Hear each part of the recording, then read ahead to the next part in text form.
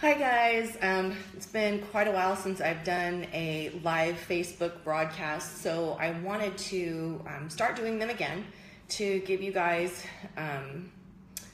an opportunity to ask questions, as well as an opportunity for me to talk about some topics that are a little bit more in depth than something I just want to throw out like in a blog or just in a small post.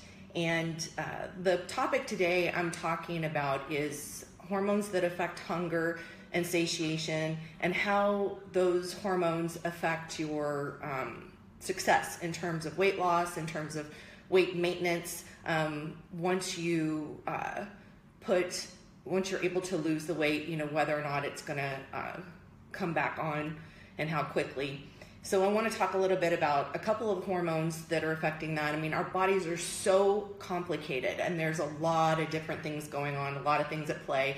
Everyone's body's a little bit different, and our bodies change over time. So the way my body's going to respond to certain hormones are very different today than they were when I was today when I'm 46 versus, when I was 26. So these things do change over time.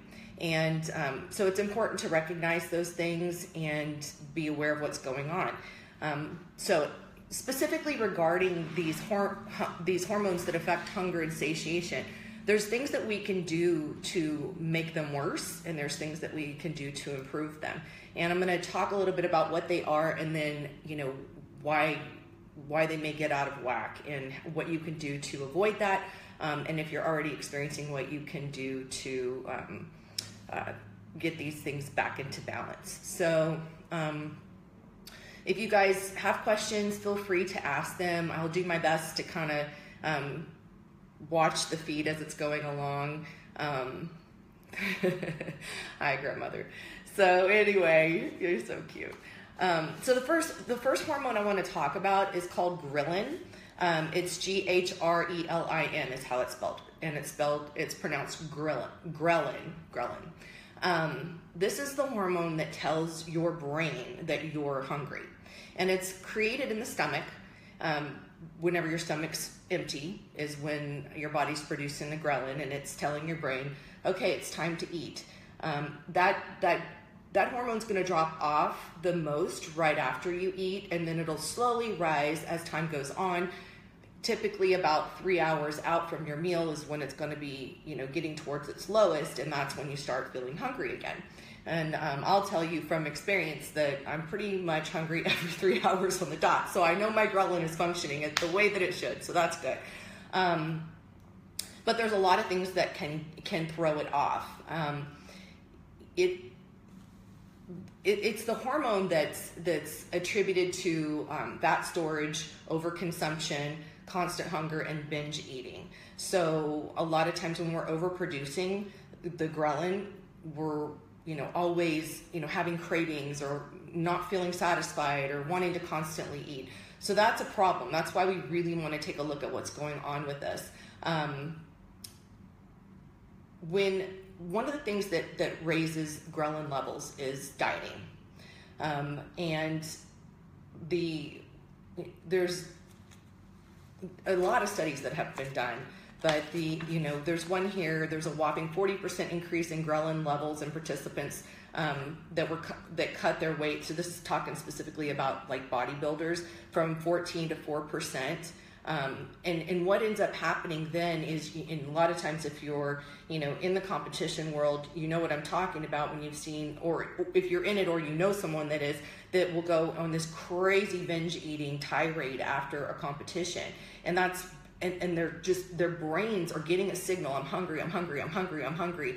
And I think it's really important to know this, because I myself, before I really understood these mechanisms, thought I was losing my mind, thought I didn't have enough willpower, thought there was something wrong with me, because I would compete, I would go through this process, and afterwards I just was completely out of control. And this happens to people who aren't just competing, but the people that go on these extreme diets, these fad diets that lose weight really quickly.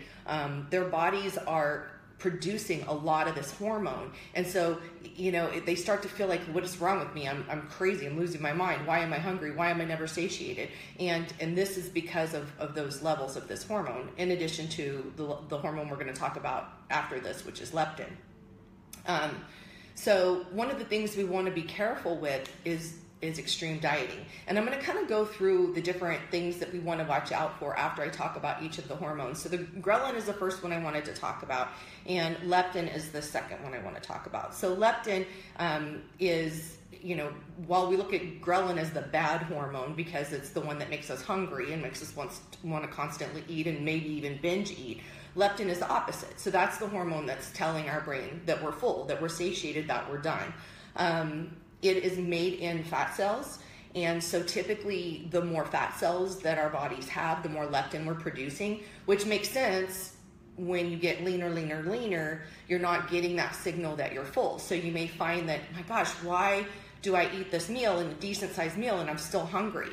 You know, and when somebody's really lean, that's something they may notice more and more. And it's like, it's the same meal I had, you know, 3 months ago, and it made me feel completely satiated. Now I'm still hungry. So that has to do with the hormone leptin. So it also plays a big part in our body's energy balance. We talked about portion control. Some researchers also think that leptin helps to regulate ghrelin, so that's something too. Leptin is really, really important.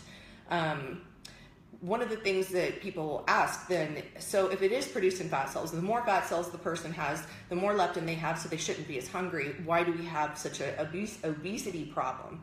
And the reason for that is because people will build up a tolerance to leptin, just like an insulin intolerance. And so once they build up a tolerance, then can we deaden the hormone with? So once you build up the tolerance, then you're producing lots of it, but it's not actually having the effect that we're looking for. So, and we'll talk about some of the reasons that happens.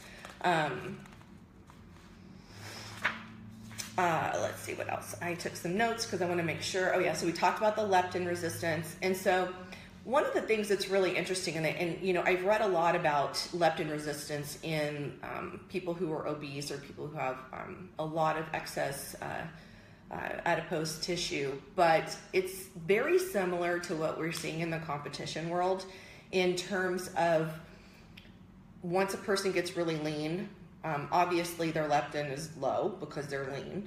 Their ghrelin is high because they're getting hunger signals constantly because the body's wanting to put on body fat. So what ends up happening a lot of times is people go cuckoo. They go crazy, right after the show, and they start putting on body fat really, really, really, really fast. What's interesting about it is it doesn't raise the leptin levels like you would think it was. It doesn't have the immediate effect. It takes so much time before those levels start to even out again. And there's several reasons for that. I suspect that there's some intolerance at that point, and it takes time for the body to start using the hormones the way that ultimately it should. So, it's the vicious cycle of, eat more, gain more body fat, increasing the leptin levels in the fat cells, and then it's too much fat too fast that causes the leptin signals to be disrupted, and then the brain thinks you're starving, which makes you want to eat more, and then you gain more, and then you're hungrier, and then you eat more and gain more fat, and it's this whole vicious cycle that's going around and around and around. So we really want to avoid, if at all possible, ever starting this cycle. If you've been in the cycle, which I have a lot of clients that do come to me in this cycle. They've maybe gone and had somebody who's extreme dieted them for a show and done, had them do a ton of cardio and over dieted them, and their hormones are so out of whack that at that point it's really, really hard. It's really, really hard to get those things back in balance. So I was just reading the hypothyroid meds, which, and thyroid hormone is another piece to the puzzle, and that does control metabolism. So that is another piece to this. I mean, I'm giving you guys like a snapshot piece of what's going on with your hormones, just specifically in terms of appetite and satiation, those hormones only. But we'll do a whole nother talk at another time too about thyroid hormones and the disruption of those as well. But our bodies are complex, so we have to be careful when we start messing around with our diets and going on these extreme types of diets. It can have, long-term effects, and it's really not worth it, honestly. Take the time, do it right. If you're going to work with a coach, talk to somebody who understands and will have a conversation with you about hormones and the effects of hormones in your body and what's going on with you. If somebody's just giving you a diet, they know nothing about you, I would not take that, Anyway, so let's talk about how to control those hormones. First and foremost, number one, never severely diet. Don't go for the long-term solution versus the lifestyle.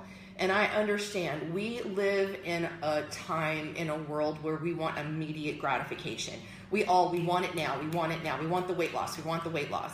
And I will tell you this right now.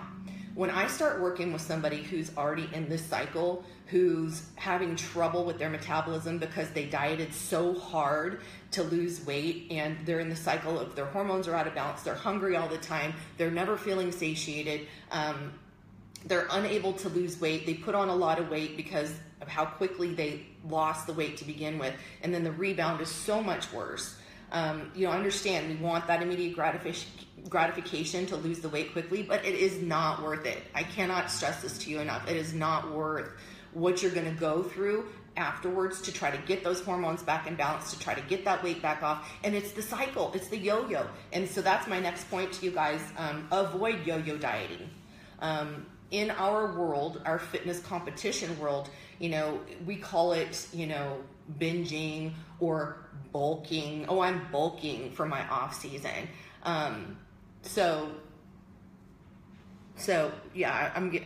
see the question about thyroid and weight fluctuations. Yeah, absolutely. If your thyroid's out of balance, your thyroid controls your metabolism. So if your thyroid is slow, so if you have hypothyroid, then yes, you're not going to burn the proper amount of calories for your physiology.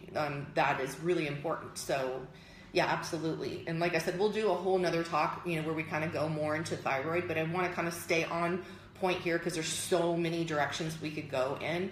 So I'm going to kind of stay with the leptin ghrelin today, and then we'll talk about some of the thyroid T3, T4, TSH. We can talk about some of those things in another talk, and I'm glad you guys are asking the questions because I will absolutely put it on my list to talk about it next time.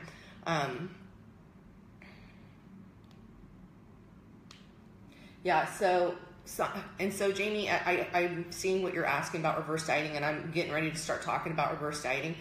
What I see sometimes is, my opinion, is that sometimes coaches will reverse people too quickly.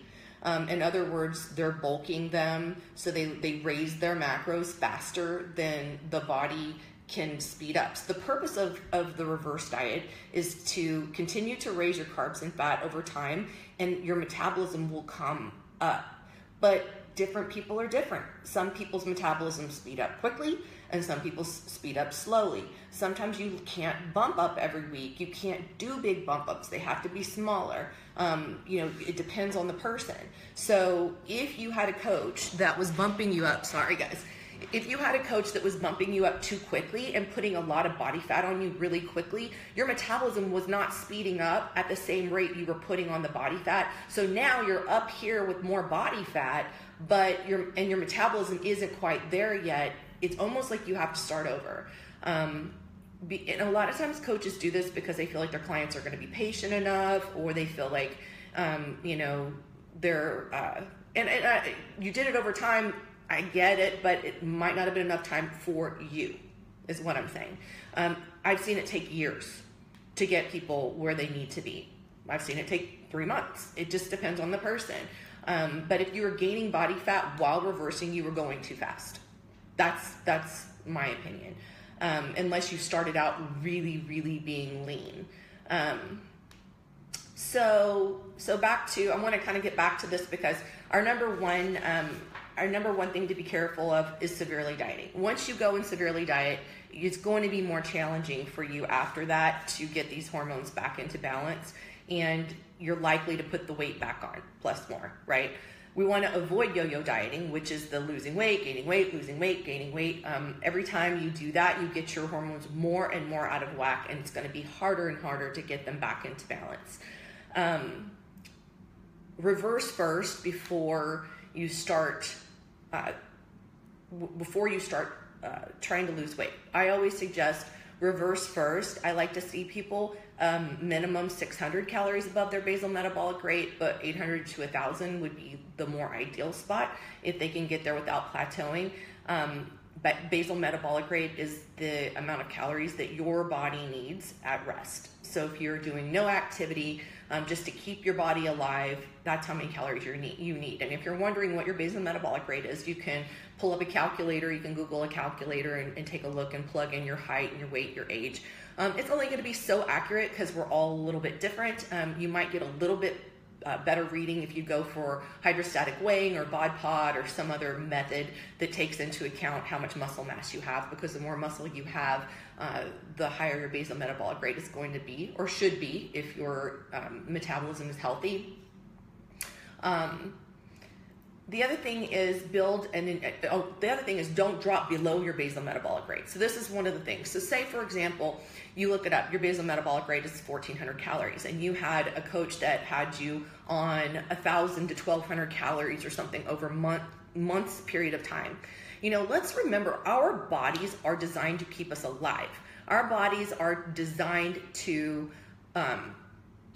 deal with famines, to deal with times. We're in a time where there's food is abundant, but that wasn't always. And so our bodies are designed to handle these times when there isn't enough abundant food. And so when your body senses that you're taking in less calories that it needs to survive, it is going to slow down the metabolism.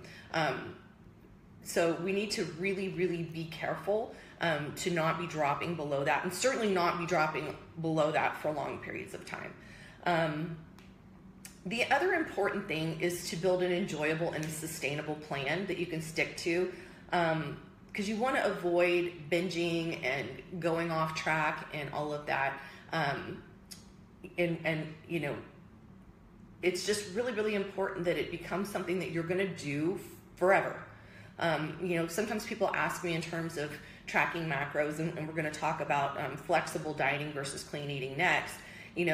Why? Why do we want to do flexible versus clean eating? And if you know the difference, I know most people who are listening probably do, but to kind of give you an idea, typically when somebody gives you a clean eating plan, it's, very specific. You've got your chicken and broccoli at a certain time, maybe tilapia and asparagus, maybe throw in some yams, some brown rice, a little bit of oatmeal. I mean, you've got like under 10 items on this list that you can eat that are considered clean. The problem with that is people start hating those foods. They start obsessing about all the foods they can't have. And then at the end of the diet, they go absolutely bonkers and, want to just plow through all the foods that they couldn't have the whole time they were on the diet. Hence, now our hormones are out of whack. We're super hungry. We haven't had all the foods that we want to have for a long time, and we just go completely off the reservation. And then we gain all this weight, and then we start that whole cycle over again that we talked about before. So I really encourage people to stay away from those kinds of programs. There's no reason that you can't be flexible with your food. There are a lot of nutrients that come from having a variety of food and in your diet. And when you cut out whole food groups, for example, that's kind of scary. Your body needs all of those different food groups. So I encourage you to go with a flexible plan of eating. And then monitoring the macronutrients. Now, obviously, the goal is eventually, ultimately, to get to a place where you can intuitively eat. I kind of go on and off with tracking, but for the most part, I'm pretty intuitive with what I eat. I've been doing my macros for so long. I know what my plate needs to look like. I know what to order at different restaurants. I know how to do these things to manage to where I like to keep my physique. And that's the ultimate goal. But in order to get there, you really need to commit to the process of tracking. You need to commit to the process of not just tracking when you're at home and when you've pre-packed your meals, but also when you go out to eat or when you go to, you know, a special event. You'll start to learn patterns. You'll start to become more and more comfortable with, you know, being in different social situations. You don't want to avoid them. You want to embrace them and make them part of your process. So that's really, really important. One of the other things you can do to help to balance these hunger and satiation hormones is you can take fish oils. And fish oils have a lot of different wonderful effects. They have anti-inflammatory effects. They're just really wonderful. But the omega-3s are linked to decreases in hunger. So I encourage you to include omega-3s in your diet. I really believe everybody should. Most of us don't get enough. So the balance to the omega-3s and the omega-6 is very important. And because we get a lot more omega-6s, most of us, we need to supplement with the omega-3s. The other thing is sleep. And I harp on sleep constantly with my clients. A lack of sleep leads to more ghrelin and less leptin, and as well as disrupted glucose and insulin metabolism. So sleep, if you've ever noticed you get a couple hours less sleep, you are going to be more hungry that day. And this is why. There's hormones being produced that are sending the signal to your brain going, you're hungry, you're hungry, you're hungry. And so you're not going to feel as satiated when you don't get enough sleep. Not to mention the disruptions to the other hormones. You know, your growth hormone is released while you're sleeping. And that's really key, especially for those of us who want to build muscle and want to continue to improve in the gym. So, you know, that's really, really important. I cannot stress enough to get enough sleep. Yeah, I know. I love all you guys are popping up there because you know you're not getting enough sleep.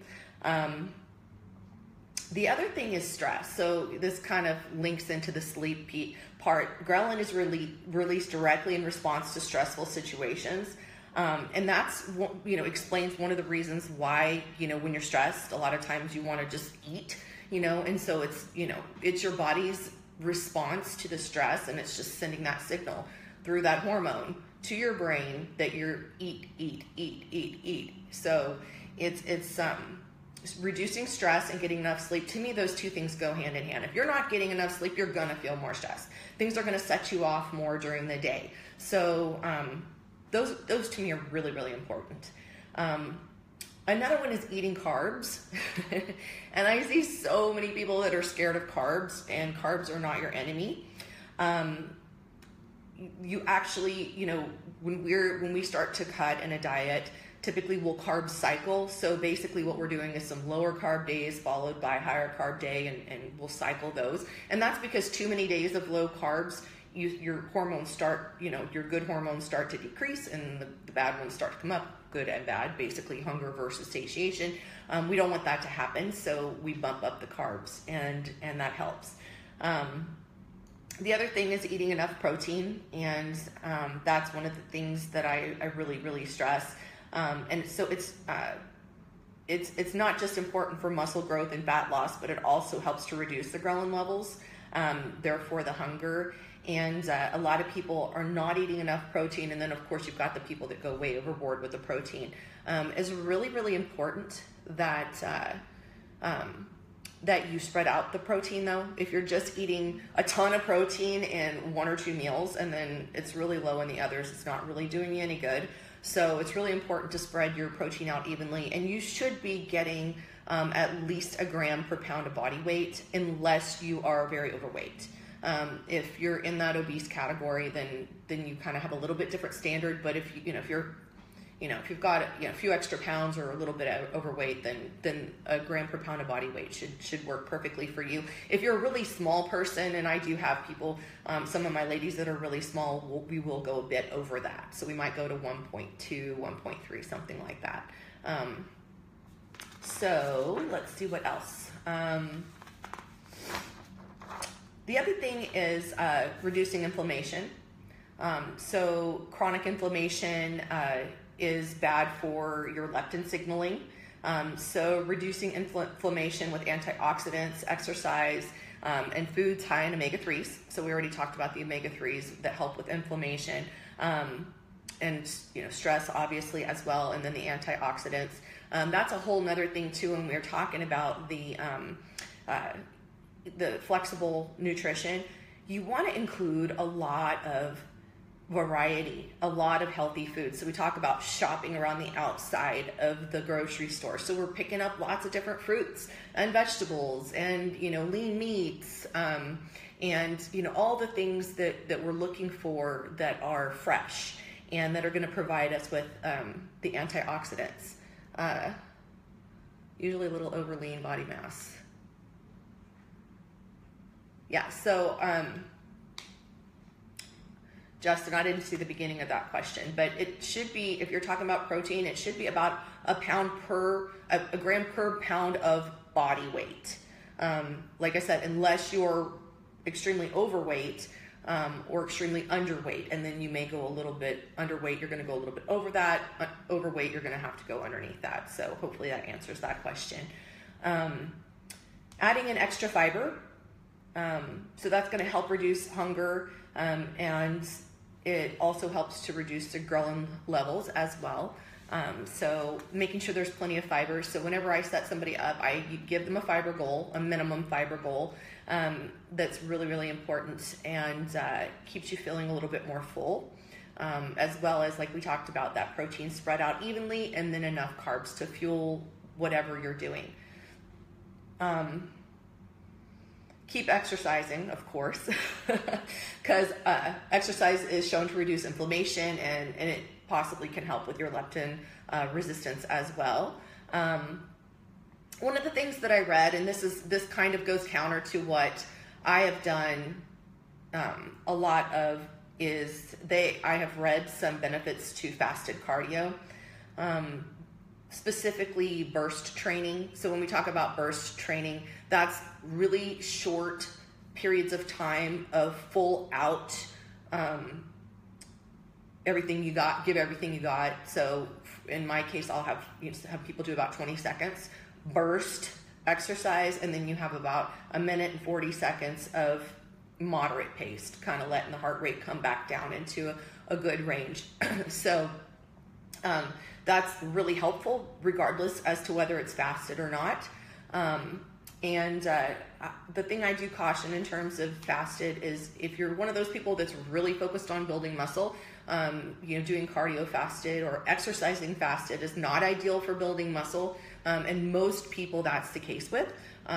There are some cases where people are actually trying to lose a little bit of muscle. If somebody was competing in one class and they want to drop down to the next one, or if they just carry a little bit more muscle than they should for their class. And in my case, I'm not really worried about losing muscle, so I might occasionally do it. And I've been playing around with it a little bit to see if I feel a difference in terms of my hunger and satiation, to do some burst training fasted. So I'll keep you guys updated on how I'm feeling that is working for me. The other thing is to avoid binging. And this is one of those things when we talk about clean eating, and we look at some of the programs that some coaches give where they're giving a cheat meal or a cheat day, I really, really caution against this, and for multiple reasons. One is that it does disrupt the signaling pathways of your hormones, which is what we're talking about, of the leptin, of the ghrelin. Even if you're producing enough, it is going to disrupt that. The other is that it starts to create bad habits and bad neural pathways where you're wiring yourself to either eat super strict or go balls to the wall, crazy out, eating everything in sight. And that is not a healthy way to look at food. It's not a healthy habit to get into. I really, really do not like these cheat meals or cheat days. I was assigned them by my first coach, and it really got me into a bad mindset. I felt like, and I looked forward to those binge meals, cheat meals, binge meals. I looked forward to them, but I will tell you this, every time I finished one, I felt terrible. I mean, my stomach hurt, I was uncomfortable, I felt like out of control. Hi, Hannah. And so this is something I really caution against. You know, that's where flexible nutrition really shines, is if you want to have the cookie, have the cookie. If you want to have some ice cream, have some ice cream. If you want to have a piece of pizza, have a piece of pizza. Have a piece of pizza. Make it fit in your macros. So you can still choose to have these things, but it's not to excess, and you learn portion control. You're programming yourself to think, okay, well, if I can have chocolate. If I want to have chocolate, I'm going to have this much, not, you know. And so, you know, creating good habits, but also, you know, doing what's best, you know, for those hormones, for those neural pathways, to really program yourself to have a healthy relationship with food. And that is so important. You know, so avoiding binging, don't gain excess body fats. That kind of goes to the yo-yoing or the bulking versus, you know, leaning out. Obviously, we don't all walk around as lean as we would on stage, but at the same time, we don't want to have these excessive weight gains and losses and up and down and up and down. The studies do show that these ups and downs do actually cause higher levels of ghrelin, lower levels of leptin, and more resistance to the hormones. So we're not even getting the benefits of the leptin, which is really, really important. We talked a little bit about changing habits. One of the biggest things that I want to talk about, and then I will open up to questions, and then, you know, then we'll kind of cut it off because I don't want to make it too long, is really embracing and loving yourself where you are. I really feel like a big part of what drives people to over diet in the first place is they're just so overly critical of themselves, of their bodies, of you know, and this is one of the things I'm dealing with a lot with clients, where they're just so dissatisfied with their bodies, even if they look amazing, even if everybody else is looking at them in the gym going, God, I wish I looked like that. They're still hating on themselves constantly, you know, and I used to joke around that my job is to convince beautiful people they're beautiful all day long. And it's true, you know, so whatever level a person's at in terms of, you know, their athleticism and how they look and everything, I see a lot of dissatisfaction. And that a lot of times pushes people to do things that are really extreme and not healthy. So if we can get to a place where we can just love ourselves where we are, embrace where we are, that doesn't mean we don't continue to strive to be better, but we do it in a slow, methodical, kind way to ourselves. You know, if you can just reduce a little bit, lose weight slowly, you're more likely to keep it off, partially because your hormones are not going to be out of whack, out of balance. You're not going to be hungry all day and struggling constantly. So my two big words of wisdom before going off: embrace yourself right where you are. Love yourself, love your body. Be in that space. Appreciate your health. Appreciate all the good things that you have going on. And from there, go small ways to make improvements. You know, take smaller steps to you know, to make those improvements. And you know, start by tracking your food, just simply tracking it. And then start to see where you are, where you can make changes and where you can make improvements. So that's you know, one of the biggest things that I will encourage you guys to do. The other is to just be careful who you take advice from. You know, I see things and hear things, and it breaks my heart truly, because you know, there's people giving advice that really they're giving advice based on what worked for them. Whether or not it's going to work for you, whether or not it's good for you. You know, if somebody weighs 120 pounds, they're not going to be eating the same thing that somebody weighs 150 or 170 pounds. I mean, we see it. We see these people getting the same diets and all of this. And it's just, it's a scary world. You know, people don't know who to listen to and who to believe. So I encourage you to take, like, the things I'm talking about now, do your own research. You know, we have this wonderful tool that we can look up and read about how our hormones are affected by dieting. And, you know, so I encourage you to do your research. You know, I encourage you to be careful, you know, who you take the advice from, who you get a diet from, that kind of thing. And enjoy the process, enjoy exercise, I mean, this has got to be something that you love. You know, surround yourself with other people that have the same, excitement and drive and ambition to be healthier and feel better. I mean, put health above skinny, put, feeling athletic and feeling energetic over just losing weight. And you'll be, yeah, right? You shouldn't be eating 800 calories a day. If somebody tells you to eat 800 to 1,000 calories, run. Know what your basal metabolic rate is. If somebody doesn't figure that out before they give you a diet, if they don't even know, if they're not even having these discussions with you, I would run, and don't hire somebody who won't have a discussion with you or who won't answer your question either. So I think that's really important. And I'm gonna say, one more thing I want to say before we go off, and you guys throw up any questions you want to right now. But the other thing I'm going to say is I've talked about coaches in terms of this, but I also want to extend that to your doctor as well, or your doctors. If you have a doctor that won't answer your questions, who's not interested in how you're feeling or what you're going through, who's kind of schlepping you off, if that's the case, I encourage you to find someone else. I really think it's important to have somebody who, have the people in your corner that are actually in your corner and want to help you optimize your health and your life experience, not just deal with, giving you a prescription so that you can shut up and, because you're complaining about a symptom. No, how do we get better? How do we feel better? How do we optimize, who we are, how we are? To me at 46 years old, I feel better than I did at 30 years old. How do we get there? It's by understanding our bodies, understanding our hormones, taking good care of ourselves, eating good, not perfect, exercising, not to excess, depending on what your goals are. That can be different for different people. But, that's what I'm going to encourage you guys. To figure out your basal metabolic rate, you can just Google BMR calculator on Google, and there's a bunch of them up there, and they'll calculate it for you. You just have to put in your height, your weight, and your age. Actually, MyFitnessPal has one too, so you can click on apps under MyFitnessPal, and you'll see a BMR calculator there. And you're so welcome.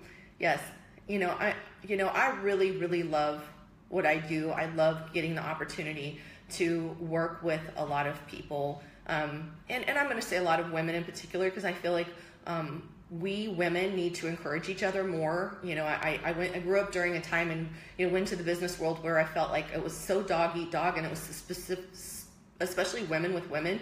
And I'm so excited to be in an industry where we women really want to help each other and teach each other and inspire each other and uplift each other, and it's such a blessing.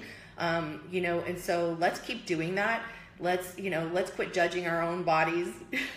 Let's quit looking at everybody on social media and comparing ourselves and feeling inadequate and all that kind of stuff. Let's embrace who we are. Let's embrace where we are, and then let's keep growing from there. I always say, what you resist persists. So if you're trying to avoid something about yourself, something you don't like about yourself, you get more of that because you're giving so much attention to that. Whereas when you really, focus on the things you love about yourself, that, you love about your life, that you're excited about, work, what you enjoy about working out, or about, getting to choose your own foods and all of that kind of stuff. That's when you get more of that. And the more you reach out to other people, encourage other people, be part of their experience,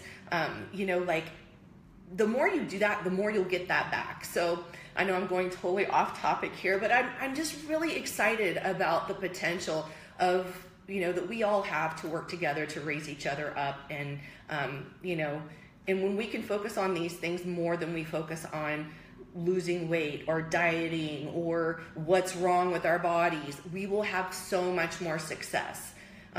All of us, individually and together. So, yeah. So yes. So absolutely. So that's why I encourage you, I find it very interesting when doctors are prescribing, but they never even test you ahead of time. And I see that, obviously birth control pills were, prescribed birth control pills, but they never test. Where are your estrogen levels? Where are your progesterone levels? What pill would make the most sense based on, where your balance is? They're just, oh, here, try this one. Oh, that one feels terrible. How about this one? You don't like that one either. Okay, let's try this one. Anyway, So, I'll do another live broadcast where I'll talk about thyroid. I'll do another one where I talk about the other sex hormones, the progesterone, estrogen, testosterone balances, things like that.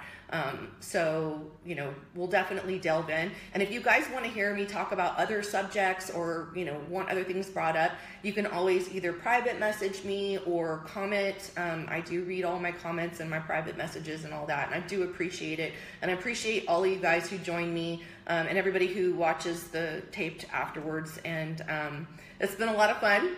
And I'm excited to continue to share, and I love you guys. So I'm going to sign off, and I'll look for any comments you guys or questions you have that I might have missed while I was yapping, and I'll go back and answer them for you too later. So have a great Wednesday afternoon.